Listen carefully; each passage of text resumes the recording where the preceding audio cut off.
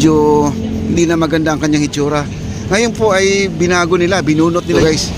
Sako-sako oh. May namamasyal doon oh.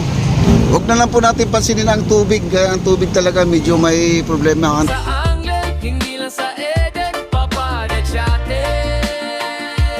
live sa kalsada, pinapakita kung saan may sobra. Alright guys, ito yung napakaganda ng ating Intramuros Bridge, no?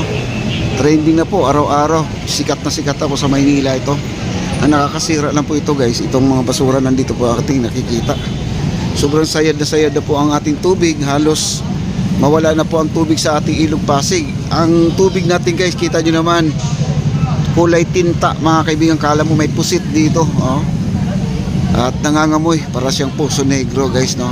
Kung ano yung amoy ng kanal, yun po ang amoy niya. Kulay itim talaga guys ang ating ilog. Hindi siya kulay brown. Sana po ay umulan, no? Umulan man lang sa Marikina para itong ating tubig ay magkulay brown. At meron pong amoy guys, no? Ito ang daming basura oh, ayan oh. Ayan oh. Ang daming basura hanggang doon sa dulo, ayan oh. Hanggang doon sa kabila. Sobrang baba, nandun po yung mga nakaupo. Ayan oh. Ayun ang gedli natin oh. Puro basura. Puro siya ano guys, gawa sa styro. Kaya ganyan po ang itsura niya. Ayan o, naglulutangan o. Daming basura po inaanod ngayon papuntang Manila Bay. Ayan o. Grabe, nakakalungkot itong pangyayari ito sa ating Ilog Pasig. Tuloy pa rin sa pagtatapon ng basura. Kita nyo naman dito guys. Sako-sako o. May namamasyal doon o.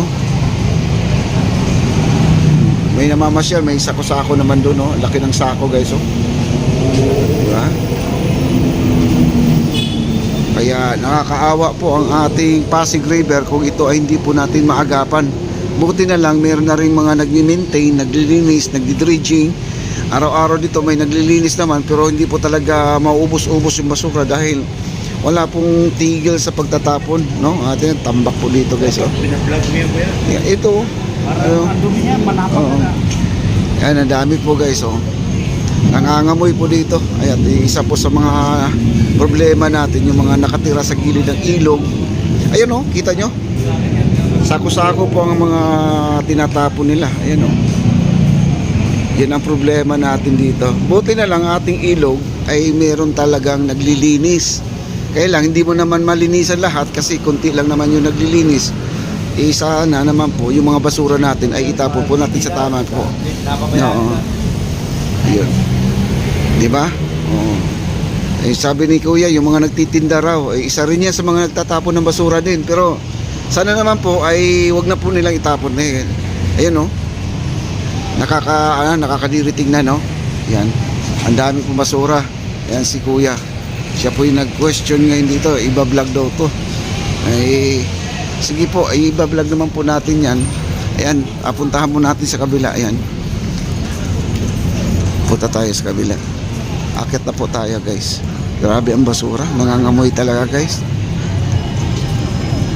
Nangangamoy.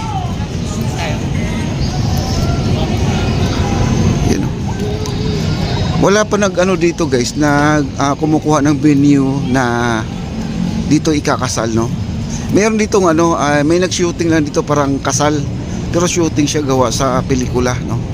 Pero wala pa ditong kumuha ng venue talaga na dito po ang wedding, Esplanade wedding, no? Wala pong ano kumukuha.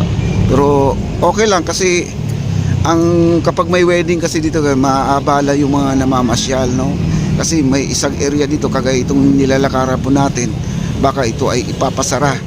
At syempre may kasama pong permit yon. Oo. Inaalaw naman. Inaalaw. Wala naman problema kasi dito guys, maluwag po ang ating Intramuros. Free po sa lahat to. Ang ano lang panawagan lang po natin dito, wag lang po magkalat ng basura. Yun lang po ang inaano lang talaga ng ating nagmamanage dito kasi sila lang po talaga ang mahihirapan. Ayan po, may bago dito oh. Yung malaking tanim dito na nakaano, namatay na no. Sabi ko na natuyot na at na-vlog din natin ng isang araw. Natuyot na at medyo hindi na maganda ang kanyang hitsura. Ngayon po ay binago nila, binunot nila yung malaking halaman dito. Mas maganda guys, ito bugumbilya talaga itatanim nila kasi ang bugumbilya natitrim at gumaganda yan no, ang ating bugumbilya. Yan, binago po nila ngayon. At naglalagay sila ng ano ba yan, ano ba yung yung soil na yung pampataba. Yan, maganda, no? Dito naman sa kabila, ito yung mga marami ring patay, no, na halaman ngayon, binago na rin po nila, binunot nila. Ayun, no? Puro bugombilya na lang po ang nilalagay nila, kasi ang bugombilya kasi matibay sa kahit na walang dilig, no, at bubuhay sila ang bugombilya. Lalo kung umuulan-ulan ay grabe, mamumulaklak po ito, maganda. Ayun, bugombilya na guys. Yan, at least napalitan po nila yung tanim dito. At least gumanda na, no? Ayan, ito po yung mga updates natin ngayon dito. Ayan, ito na po. I-update na rin po natin tong pasyalan sa taas. Bakit hindi ako dumadaan sa ilalim? Ayan po, may nagtatanong, bakit daw hindi raw ako dumadaan sa ilalim? Ayan guys, ayaw ko lang dumaan sa ilalim dahil napakaraming music, no? Puro naman pagkain doon at saka masikip ang daanan. Dito napakaluwag, no? Pwede naman tayong sumilip dito sa ilalim. Tingnan po natin. Ayan, ito po ilalim guys, oh. Maraming music. Ayan, may nagpipicture, ano. Ayan. Marami na rin tao guys, oh.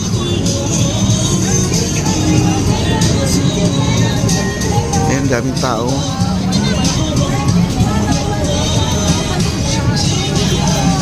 Ayan, hanapin lang po natin si Andres, kasi si Andres naman naglalayas daw, sabi ni ni GR. Nasa lubong po natin, nandun daw sa Pace po, sa likod ng post office. Ba't napunta naman kasi siya doon? Kasi ito yung area nila guys, sa part ng Port Santiago, kasi sila ay mga bayani, no? Ba't kasi napunta sila doon? Baka naman kahit saan sila pwede dito, no? Ayan, lakad-lakad lang po tayo. Uy, shout out pala kay Diana Molina sa sponsor sa magandang blessing po para sa ating mascot. Yan po talagang idol niya. At buntahan po natin at bigyan natin ng blessing, mga kaibigan. Ayan, Sir Nando Marco, shout out.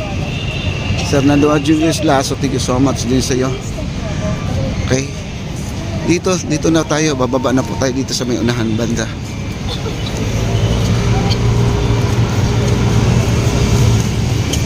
Wow. Grabe, ang ganda guys, oh. Ang ganda, no? Buhay na buhay po ang ating esplanade guys dahil sa mga ilaw na nilagay po nila, no?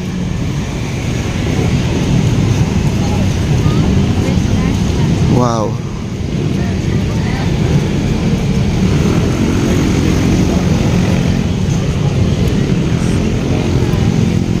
Dito tayo, banda.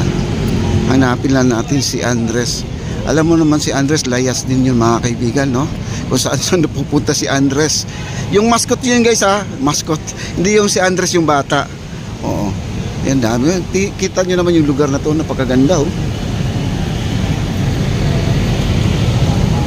Ayan. Shout out kay Lolo Ray. Ayan, napakaganda ng ating lugar, oh. Grabe guys, oh.